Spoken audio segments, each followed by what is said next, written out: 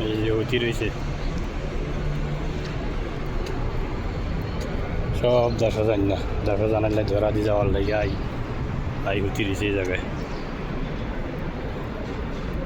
মানুষ সব দেশে চলে যাইব, কাম নাই, কাজ নেই, খানা নাই, থাকার জায়গা নাই, এই কারণে সবাই চলে যেতে আছে দেশে।